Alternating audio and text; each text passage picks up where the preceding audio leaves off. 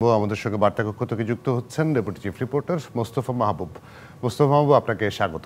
দুপুর থেকে অনেকক্ষণ আপনার কথাও শুনলাম, আপনার সঙ্গে দর্শক অতিথিদের কথা শুনলাম। আপনার কাছ থেকে একটু বিশ্লেষণটা শুনি।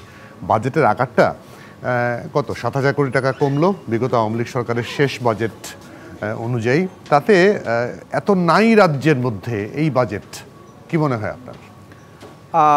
প্রথমত আসলে যে কথাটি বলতে হবে সেটি হচ্ছে এই সরকার যে সরকার এই বাজেটটি দিলেন সেটি একটি অন্তর্বর্তীকালীন সরকার। তারা ক্ষমতায় আসলে কোন প্রেক্ষাপটে এসেছিল আপনার মনে থাকবে হয়তো জুলাই আন্দোলনের মধ্য দিয়েই আসলে কিন্তু তারা এই ক্ষমতায় এসেছিল এবং সেই আন্দোলনটি যেটি আসলে ছাত্ররা শুরু করেছিল সরকারি চাকরির কোটা আন্দোলন, সেটি পর্যায়ক্রমে আসলে ধীরে ধীরে যেটি সরকার পতনের আন্দোলনের দিকে চলে গেল। সেখানে সাধারণ মানুষ কেন যুক্ত হয়েছিল যদি সেই বিষয়টি বিবেচনায় নেন, সাধারণ মানুষ কিন্তু স্বস্তি চায়। আপনি জানেন যে তার আগে টানা কয়েক বছর ধরে মূল্যস্ফীতির একটি চাপ ছিল।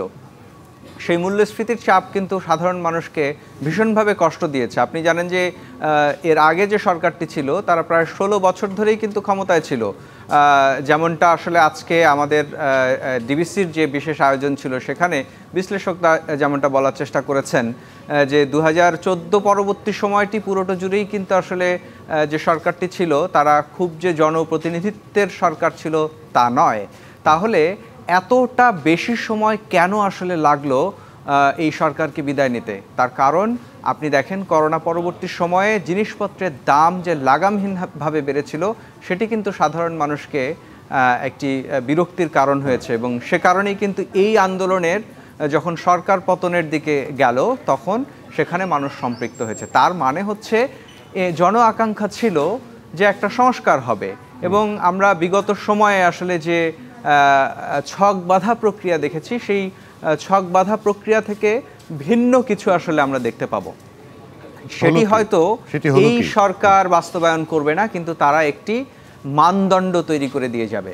সেই বিচারে যদি বলেন, আমার হাতে যে বাজেটের সারসংক্ষেপটি আছে, আমি জানি না আপনি দেখতে পাচ্ছেন কিনা, এখানে আসলে খুব বেশি পরিবর্তন নেই কাঠামোগত দিক দিয়ে। সেই গতানুগতিক বরাদ্দ, সেই গতানুগতিক চিন্তা, হ্যাঁ কিছু কিছু দৃষ্টিভঙ্গি হয়তো পরিবর্তন হয়েছে, কিছু কিছু খাতে হয়তো বরাদ্দ দেওয়ার চেষ্টা করা হয়েছে, কিন্তু যে ছকটা ছিল সেই ছকটা কিন্তু আসলে ভাঙা যায়।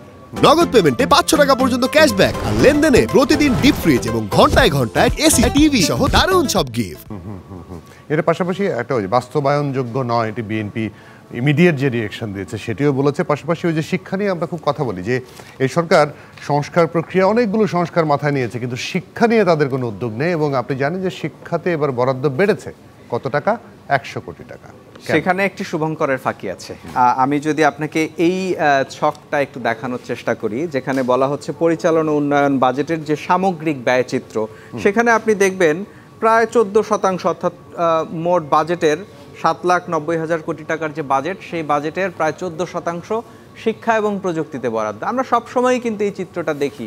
প্রকৃত আসলে উন্নয়ন বলতে শিক্ষার আমূল পরিবর্তন, গুণগত শিক্ষা এবং একটা যে শিক্ষিত জনগোষ্ঠী যারা আসলে সম্পদ হিসেবে তৈরি হবে, সেই ধরনের যে দিক নির্দেশনা, তার কোনো ইঙ্গিত বা পরিবর্তন সেটি এখন পর্যন্ত আমি দেখতে পাইনি। হয়তো এটি আরও গভীরভাবে দেখার বিষয়।